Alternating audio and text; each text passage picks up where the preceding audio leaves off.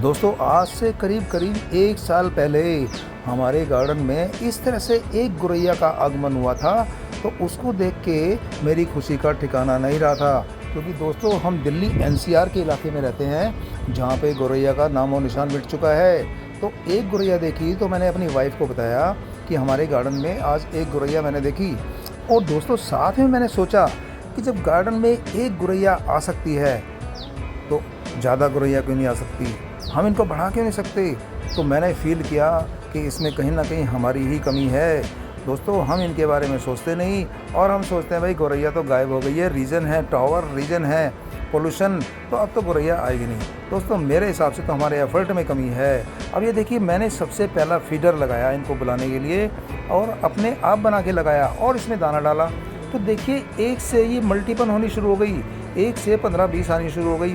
पहला फीडर लगाया, अब देखिए पहले फीडर पे जब रश इतना बनना शुरू हो गया, देखिए ओवर क्राउडेड मेरा फीडर हो चुका है, और गौरैया वेटिंग लिस्ट में बैठी हुई है कि इसके बाद मुझे दाना खाना है, इसके बाद मुझे दाना खाना है। देखिए कैसे इंतजार कर रही हैं। जब ये कंडीशन मैंने देखी ना दोस्तों, तो मेरे दिमाग में आया यार गौरैया को क्यों नहीं बुलाया जा सकता। गौरैया तो डेफिनेटली हमारे गार्डन में आएंगी ही आएंगी। ऐसा कोई रीज़न नहीं है कि ये पॉल्यूशन से भागी हैं या टावर से भागी हैं। तो दोस्तों मैंने तब प्रण लिया कि इन गौरैया को मैंने मल्टीपल करना ही है, और उसके लिए मैंने क्या किया वो आप कंप्लीटली आज इस वीडियो में देखेंगे। दोस्तों मैं आर के एक बार फिर से आपका स्वागत करता हूं आपके अपने अर्थ एंड लीव चैनल में। आपका हार्दिक स्वागत है। दोस्तों आज हम बात करेंगे गौरैया चिड़िया की। देखिए मेरा एक फीडर जब ओवर क्राउडेड होने लग गया तो मैंने दूसरा फीडर तैयार कर दिया। इसमें कौन से पैसे लगने थे भाई, घर का सामान लिया और फीडर तैयार कर दिया, कोई पैसा नहीं लगा। हाँ जो इसमें दाना डाला भाई उसके तो पैसे देने पड़ते हैं, मार्केट में अनाज तो फ्री में मिलता नहीं है। तो देखिए मैंने दाना डाल दिया। और दोस्तों दूसरा हमने क्या किया, देखिए ये जो वेस्ट एक तरह से बासी रोटी ये सब हम फेंक देते हैं। हम आज की डेट में गाय को भी नहीं दे पाते, क्योंकि गाय तो हमारे घर पे आती नहीं है। दोस्तों ये तो रोटी और ब्रेड है, अगर रोटी सूख भी जाए उसको भी आप चिड़िया को डाल सकते हैं। करना सिर्फ ये पड़ेगा कि उसको थोड़ी देर के लिए आप पानी में भिगो दीजिए, वो सॉफ्ट हो जाएगी, और उसके बाद रख दीजिए, बड़े चाव से खाएगी वो।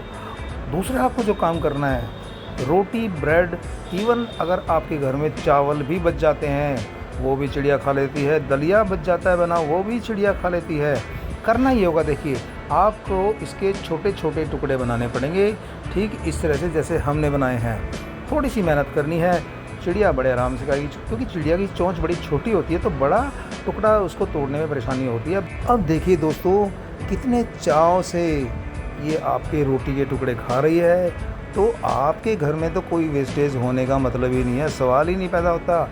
अरे इनका पेट भरिए, वेस्टेज भी बचेगी और सही ठिकाने पे भी लगेगा, किसी के मुंह में भी जाएगा, और वो भी ऐसे परिंदों के मुंह में जाएगा जो कि आपसे खाना मांग नहीं सकते, और जो आज की डेट में समाज से कैसे हमने इनको कट ऑफ कर दिया है।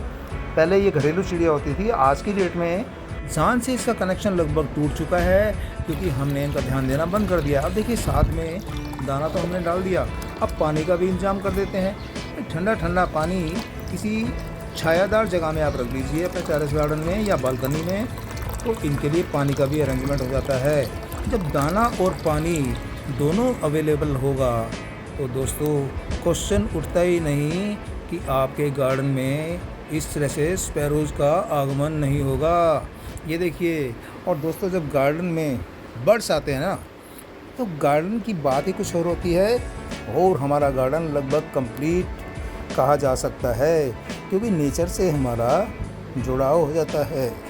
दोस्तों जैसा कि आप जानते हैं, इस तरह के जो छोटे बर्ड्स होते हैं वो हमारे इस अर्थ से एक तरह से विलुप्त से होते जा रहे हैं। और दोस्तों आने वाले टाइम में अगर हमने इनका ध्यान नहीं रखा तो बच्चों को खाली किस्से और कहानियों में ही चिड़िया दिखा पाएंगे आप, या छोटे बर्ड्स दिखा पाएंगे, असलियत में नहीं दिखा पाएंगे। तो अभी भी अगर हम संभल गए और हमने इनका ध्यान रखना शुरू कर दिया तो ये विलुप्त होने से बच जाएंगे। और दोस्तों हमारे जीवन चक्र के लिए, हमारा जो एक नेचुरल जो जुड़ाव है जीवन से, उसके लिए ये बर्ड्स बहुत आवश्यक हैं। ये बर्ड्स हमारे जीवन से इनडायरेक्टली जुड़े हुए हैं। दोस्तों ऐसे कितने पता नहीं कीटाणु होते हैं, कितने ऐसे परिंदे होते हैं, कितने ऐसे जो हमारी फसल को नुकसान करते हैं, ऐसे कितने जीव जंतु होते हैं जिनको ये चिड़िया, ये गौरैया बचपन में ही खा लेती है, उनको बढ़ने नहीं देती, जिससे हमारी फसल का काफ़ी बड़ा नुकसान बच जाता है और हमारी उपज में काफ़ी अच्छी सहायक होती है ये।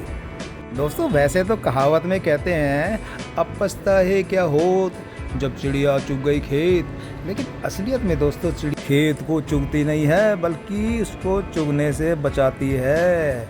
जी हाँ दोस्तों, आपने कई बार सुना होगा कि पाकिस्तान की तरफ से टिड्डी का बहुत बड़ा दल आया। जो टिड्डी दल होता है ना दोस्तों, ये बड़ा ख़तरनाक होता है, ये हमारी फसलों के लिए एक ज़बरदस्त विनाशक का काम करता है।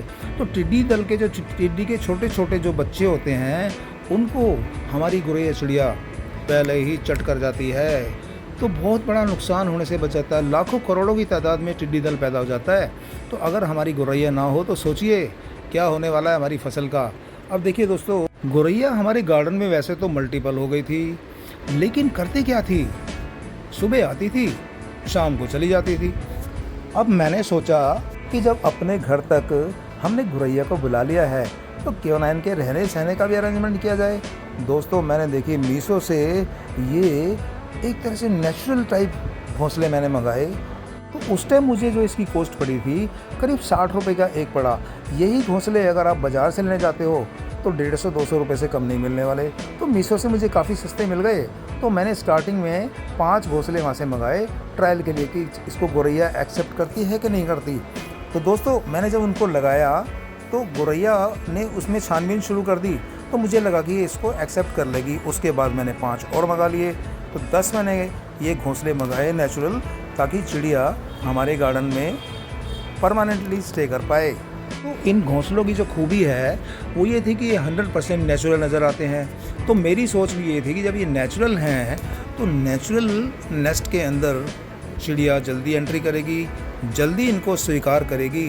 तो मेरी सोच ये थी, तो इसलिए मैंने 10 जो नेस्ट है मंगा लिए, 10 घोंसले मंगा लिए। और मैंने सोचा कि फर्दर मुझे ज़रूरत पड़ी है और इनको एक्सेप्ट कर लिया तो मैं इनको और ऐड करके मंगा लूँगा। तो दोस्तों इन घोंसलों की एक खासियत और भी होती है कि ये बिल्कुल स्मेल फ्री होते हैं, एकदम नेचुरल मटेरियल से बने हैं, तो गौरैया इनको जल्दी से एक्सेप्ट करती है। दूसरा जो इसकी बनावट है और जो इसमें ये होल है वो भी काफ़ी छोटा है, तो गौरैया उसी घोंसले में एंट्री करती है जिसका होल थोड़ा छोटा हो और थोड़ा ऊपर की तरफ हो, जैसे कि इनमें है। और नेचुरल बनावट है, आपने देखा होगा काफ़ी वृक्षों पे, पेड़ों पे इस तरह के घोंसले लटके हुए नज़र आ जाते हैं। तो जिसने भी इनको बनाया है, जहाँ भी जिस फैक्ट्री में बनते हैं या किसी ने हाथ से बनाया है, तो उसने इस बात का ध्यान रख के इन घोंसलों को बनाया है। तो काफ़ी हद तक ये नेचुरल घोंसले ही नज़र आते हैं। दोस्तों मैंने फैसला किया कि इनको लगाना तो अपने गार्डन में ही है। दोस्तों काफ़ी डिस्कशन के बाद, घर में सलाह लेने के बाद हमने इस प्लेस को डिसाइड किया कि क्यों ना गार्डन के अंदर इस दीवार पे और इस तरह का शेड बनवा दिया जाए, जो कि आप देख रहे हैं। ये शेड बनवा दिया जिसके बनाने में करीब 2 दिन का टाइम लगा, और दोस्तों लागत भी थोड़ी ठीक ठाक सी आ गई। अब जब कोई आपने किसी काम को पूरा करना है और उसका जुनून आपके ऊपर चढ़ा हुआ है तो लागत को कौन देखता है दोस्तों। देखिए गौरैया ने इसमें छानबीन शुरू कर दी, इनको चेक करना शुरू कर दिया कि ये उनके रहने के लायक है या नहीं है। अब दोस्तों देखा जाए तो एक तरह से हमने भाई फ्लैट तो तैयार कर दिए, अब फ्लैट के कस्टमर भी आने शुरू हो गए, लेकिन उनको फ्लैट पसंद आएंगे या नहीं आएंगे उन पर डिपेंड करता है। तो काफ़ी दिन हो गए, इन्होंने छानबीन तो की पर इनको एक्सेप्ट नहीं किया। अब तो मुझे घर से भी ताने मिलने शुरू हो गए कि आपने यहाँ पैसे खर्च कर दिए और ये लगा दिया और ये सारा हो गया वेस्ट। अब मैं भी कई बार सोचता था कि ये अगर इसमें गौरैया ने एंट्री नहीं की और उसने अपनी ब्रीडिंग स्टार्ट नहीं की तो भैया तो सारे पैसे वेस्ट ही होने वाले हैं। तो दिमाग काफ़ी परेशान सा रहने लग गया था। तो मैंने फाइनली सोचा कि अगर नहीं आएंगे तो कोई बात नहीं, कभी कभी कोई एक्सपेरिमेंट फेल भी हो जाते हैं। लेकिन इनसे मुझे एक फ़ायदा ज़रूर हुआ कि गार्डन में जो गौरैया है और जो दूसरे बर्ड्स हैं उनका आगमन और ज़्यादा बढ़ गया और बढ़ोतरी उनमें हो गई। लेकिन फिर भी मन का कोई ऐसा कॉर्नर था जो थोड़ा बहुत परेशान रहता था कि पैसा इतना इन्वेस्ट कर दिया और हमारी प्लानिंग जो थी वो सक्सेसफुल नहीं हुई।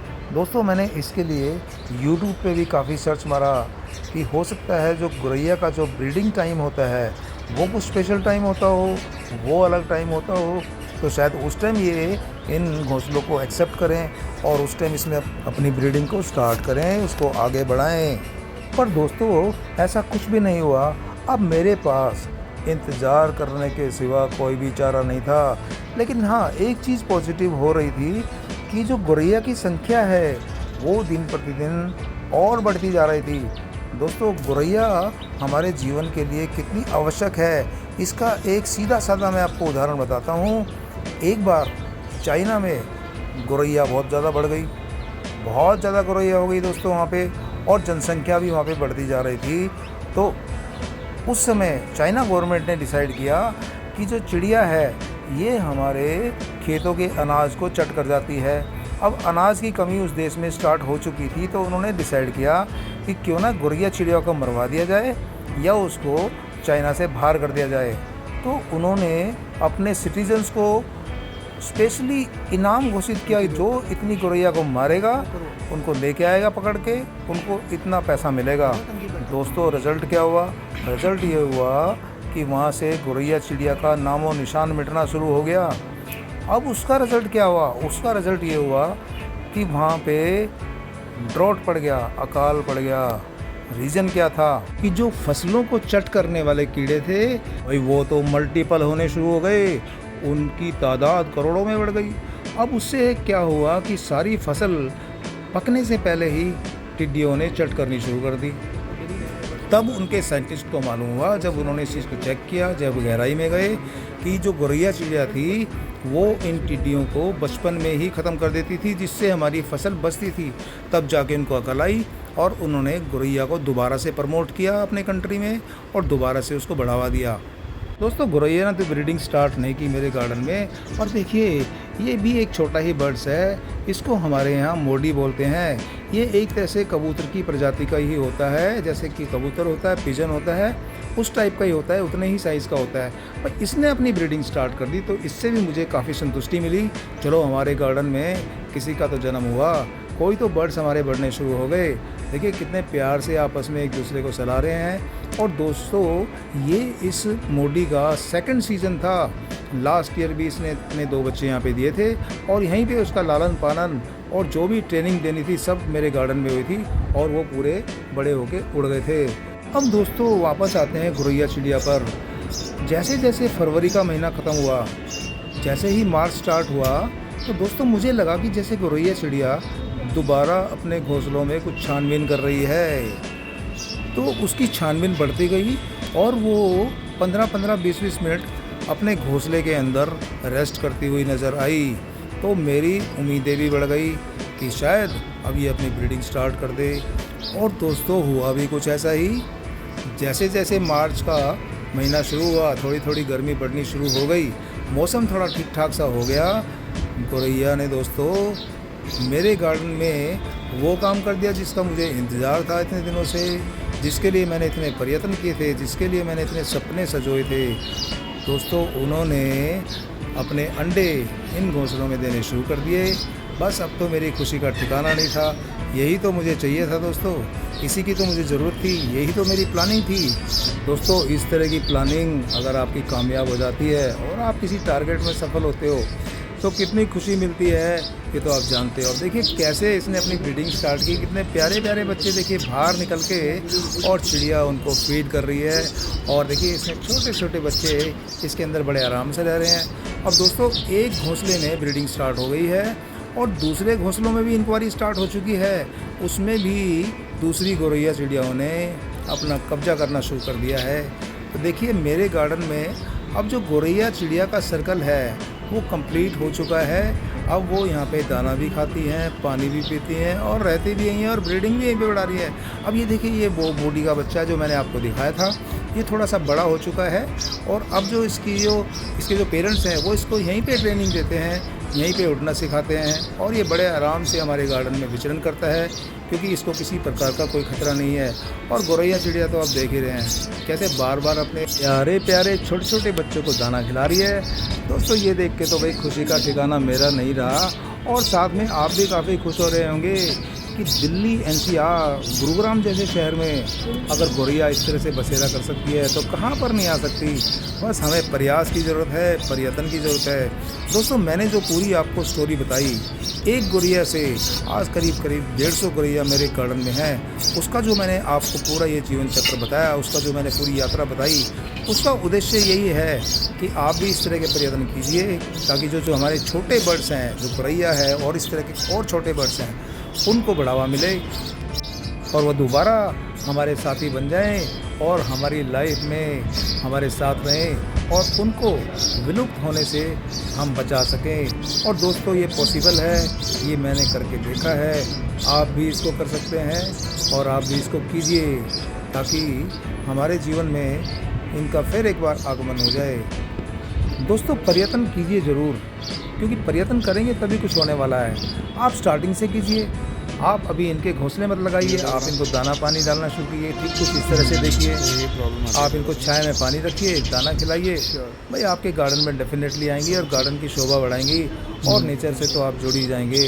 दोस्तों बहुत ही अच्छा अनूठा अनुभव होता है जब ये हमारे गार्डन में बर्ड्स इस तरह से एंट्री करते हैं। दोस्तों आज का मेरा मकसद यही था कि मैं आपको और जो मेरे लिसनर हैं, जो मेरे व्यूअर्स हैं, उनको जागरूक कर पाऊँ गौरैया चिड़िया के बारे में। इसी के साथ अपने दोस्त RK को दीजिए इजाज़त, मिलते हैं शीघ्र ही, तब तक के लिए जय हिंद, जय भारत।